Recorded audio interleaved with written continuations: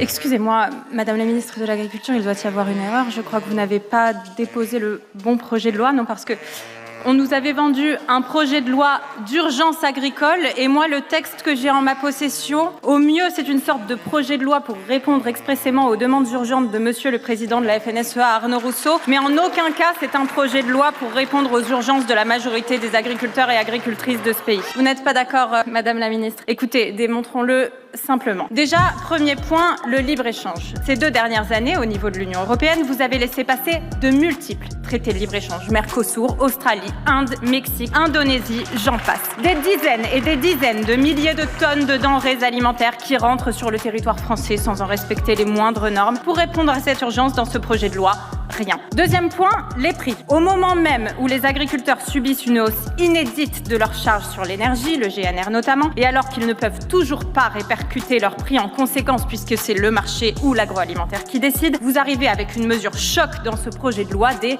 expérimentations. Alors ça va faire 10 ans qu'Emmanuel Macron est au pouvoir et vous en êtes encore aux expérimentations. S'il vous plaît, dites tout de suite que vous ne voulez pas contraindre l'agroalimentaire et on gagnera du temps. Et troisième point, le sanitaire. Votre proposition pour le sanitaire dans ce texte, c'est une ordonnance.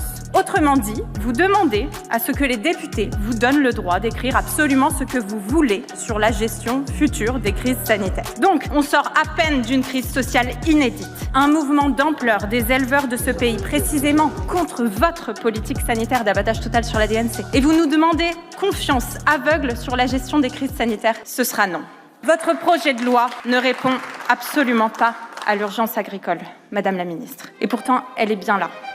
Elle est dramatiquement là même. Le dernier recensement agreste des exploitations agricoles de la région Nouvelle-Aquitaine est sorti. Écoutez-moi bien, Madame la Ministre. Ce recensement, il porte sur 3 années, 2020 à 2023. Vous ne pouvez pas dire que ce n'est pas le bilan de la politique que vous représentez. La disparition des fermes est en train de connaître une véritable accélération dans sa chute. Les très petites fermes se sont vues disparaître 3 fois plus vite sur ces 3 dernières années que de 2010 à 2020. Et non, Madame la Ministre, ça ne concerne pas que les petites fermes. Les fermes de taille intermédiaire ont enregistré une chute 2 fois plus importante sur ces 3 dernières années que sur la décennie précédente. Nous assistons à un point de bascule historique dans la disparition des agriculteurs. La conséquence directe de ces dizaines d'années de politique agricole basée sur le seul principe de la compétitivité internationale qui n'a toujours eu qu'un seul effet, la chute du nombre d'agriculteurs. Et votre seule réponse à ça, Madame la Ministre, c'est cette loi qui continue cette trajectoire sans se poser de questions. Toujours la même rengaine que vous nous sortez depuis des années, l'augmentation des seuils ICPE en élevage pour agrandir, accélérer l'agrandissement vers des tailles de fermes qui ne concernent personne aujourd'hui.